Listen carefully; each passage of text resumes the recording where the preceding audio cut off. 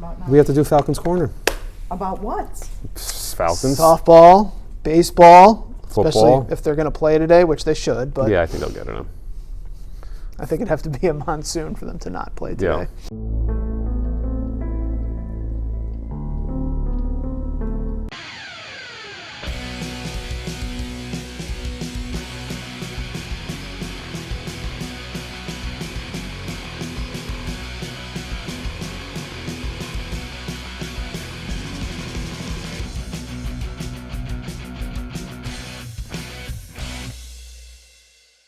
Hey everybody, welcome to another edition of Falcons Corner. Voice of the Falcons, Mike Rickert. Sitting in for the good guy they know, the co-host, the backup co-host, the SID, who's usually behind the camera, Tom Ferguson. Yeah, front of the camera this week. Yes. You know? And you didn't even get a fresh haircut or nothing for it. No. I'm You a wanted little to show more off the scraggly than sun you usual. got on Sunday. Look at this softball game. Look at this thing. I know. My arm was tingling yesterday.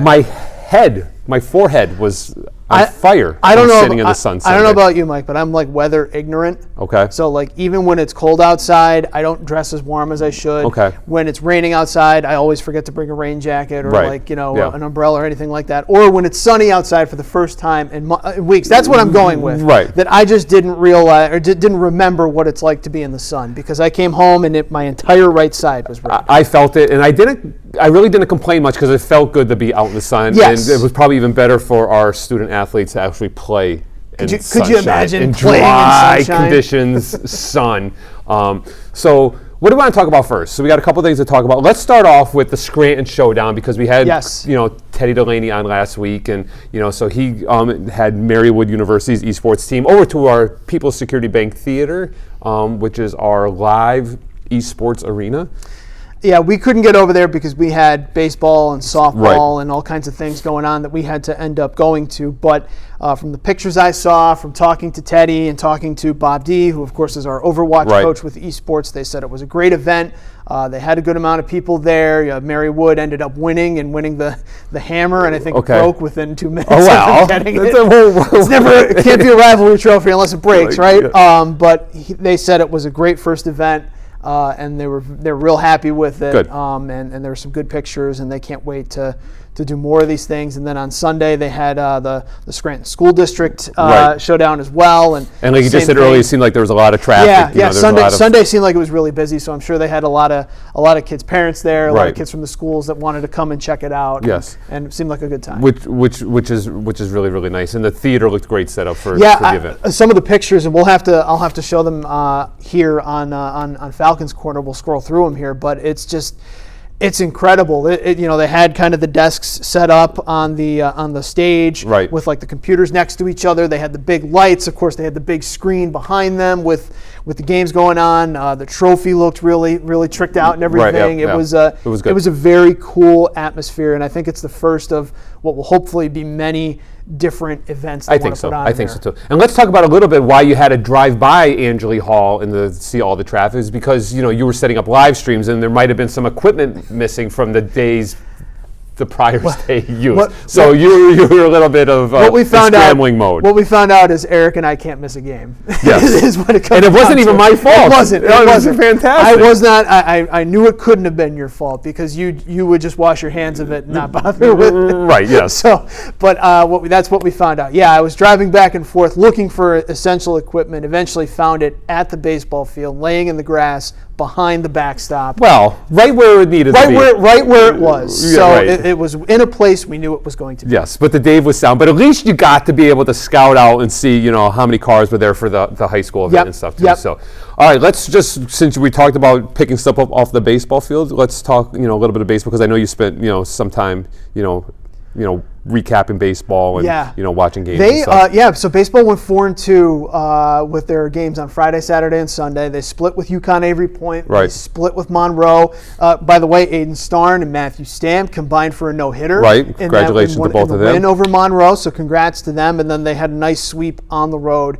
at Sussex on Sunday. Which keeps them undefeated in Region 19 play. Yep, undefeated in Region 19 play now, 20-12 overall. And as we're taping this on a Tuesday, they're playing Northampton, Division III opponent in Region 19, nationally ranked, number 7 right now. Yep. And then they've got Montgomery on Wednesday this week in another 9-inning game. Again, Region 19, Division III opponent, so a crossover matchup with them. So, but they are starting. I know Coach McCary was happy because they played a lot of games within a short amount of time.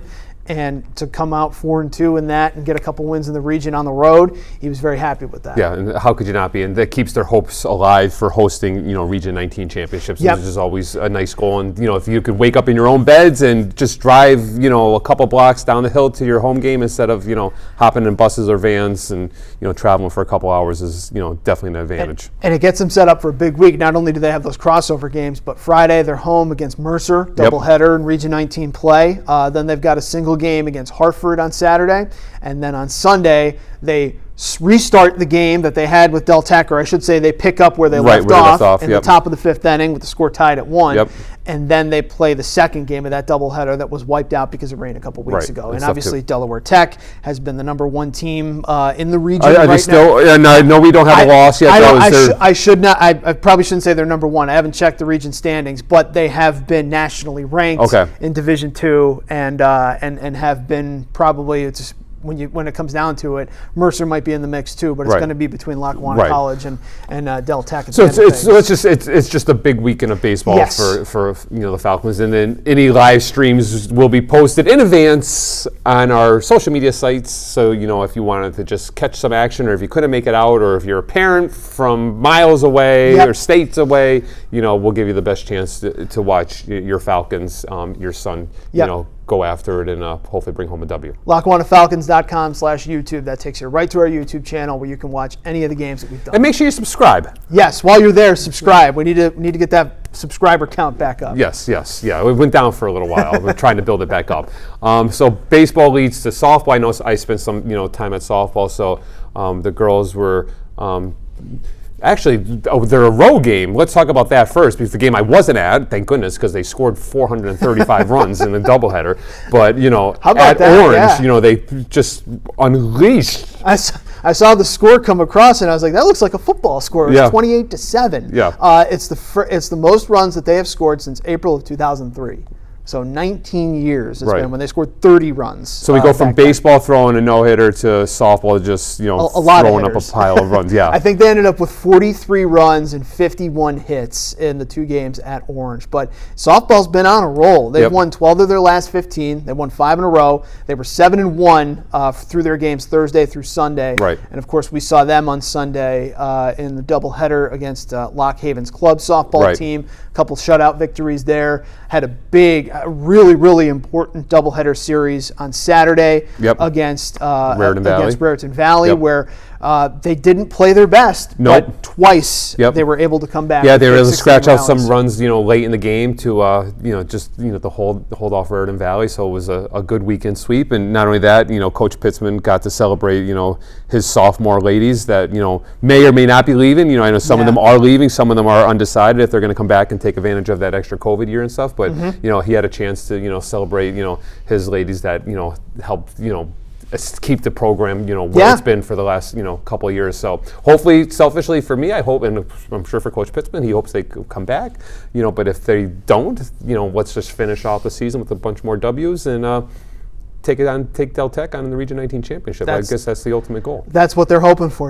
They've got a game, or they got a doubleheader today, Tuesday against Lehigh Carbon. Then they've got a home doubleheader on Thursday against SUNY Orange coming back. Right. I know they've got some games this weekend as well, so it's going to continue to get busy. But they have gotten their games in, and it seems like they're starting to hit their stride a little bit. Right. Which I think Coach Pitt was hoping they would start to do. Yeah. Tom, they're a strong. Physical, strong. I can say it's just a strong team. Yeah. That's all the weight work that they get, the strength and power that those ladies, show. But hopefully they'll keep it going. And then Orange is a possible, Region 19 championship matchup, maybe a first-round matchup, down the road too. Yeah, because they will more than likely be in the playoff with them. Right. So we'll see how things match up. Right now, I think in the region standings, Lackawanna College is number 2. Okay.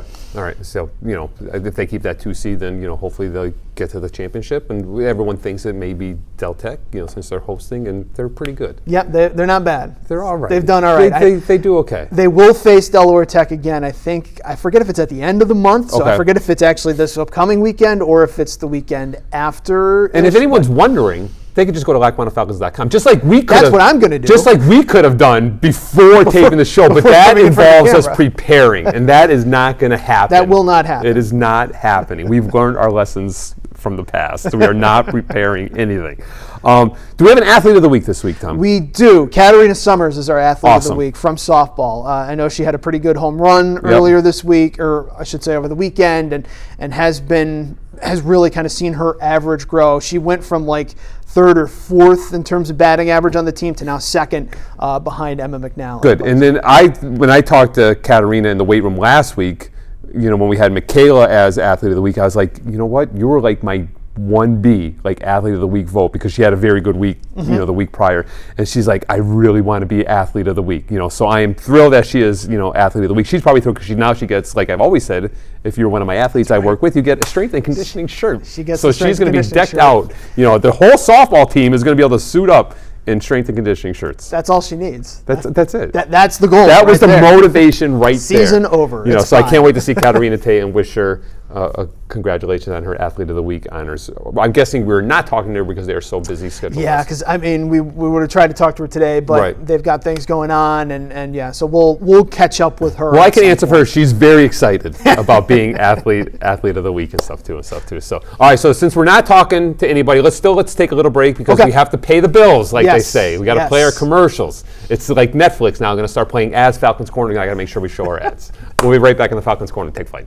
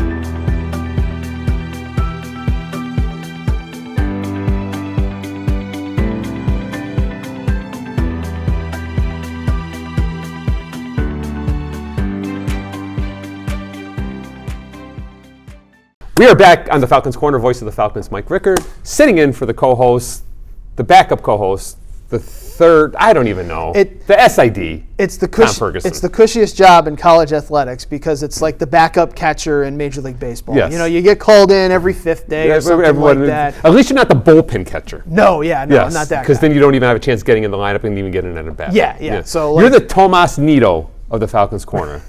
There's who, by chance, struck out 3 times on Monday night against the St. Louis Cardinals, but the Metropolitans, my New York Metropolitans, came back with a 5-run, 2-out rally to defeat the St. Louis Cardinals. They are now 13-5. I was going to say, I feel like it's been a chaotic year for the Mets. They keep winning, yes, but in weird ways. And that's good for us Met fans because that never happens. We usually lose in weird ways. It's usually the other way. However, my high of the Mets is going to be taken down really fast because the 76ers will be the first team in NBA history to blow a 3-0 lead, and the Jets will mess up the first round of the draft, their number 4 and number 10 pick on Thursday. They will somehow find a way to mess that up to ruin everything for me. Life is all about balance. Yes, but at least the Mets have given me something until Max Scherzer comes out this weekend and just hurts his elbow. I'm sure. I know that's Arm coming. falls off. Yes, but let's wrap this up real fast. Football is getting ready for their spring game. They got 2 more weeks of practice, and their spring game is on May 7th at 1 p.m. at Scranton Memorial Stadium. That's right.